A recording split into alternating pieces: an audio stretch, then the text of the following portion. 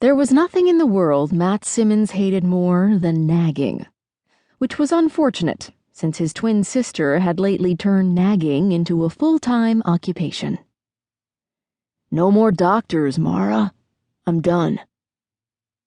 He stood in the kitchen of his sister's townhouse and stared aimlessly out the window at the sparse patch of grass masquerading as a backyard.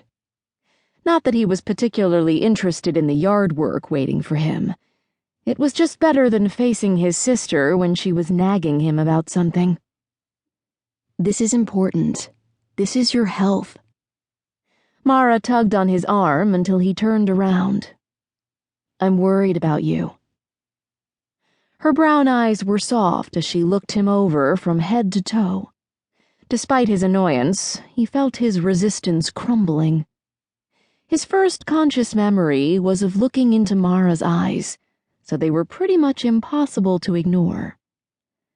"Man, you're good, but you forgot to widen your eyes and look pitiful," he joked. He tugged on the ends of her long, curly dark hair. "It also worked better when you were in pigtails." She slapped his hand away. "I'm serious. Your shoulder is still bothering you, and it's been months. Months, Matthew. It's getting worse every day." "Ugh, don't call me Matthew. You sound just like Mom." He covered his ears with his hands playfully. Mara stopped in her tracks. "Okay, that was just mean."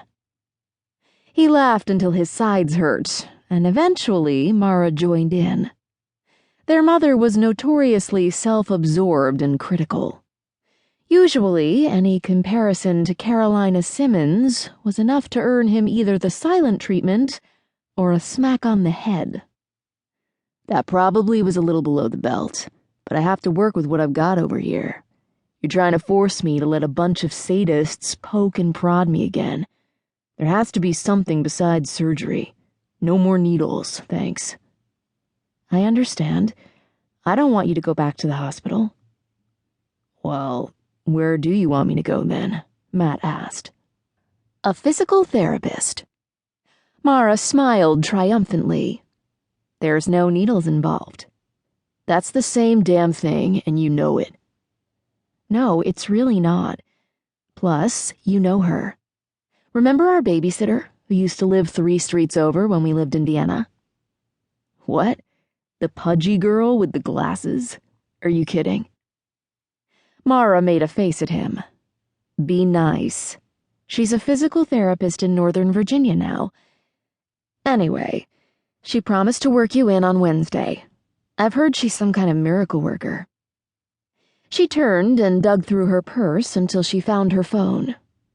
"I know I put the time in my calendar." "You actually made an appointment?" Matt shouldn't be surprised. Mara had a personality like a freight train. In her excitement to take you where she wanted you to go, she was just as likely to run you over. Mara held up her hands. "What is the big deal? If it's really just your shoulder, why won't you go and deal with it?" She stopped suddenly, her hands suspended in midair. "It is just your shoulder, right?"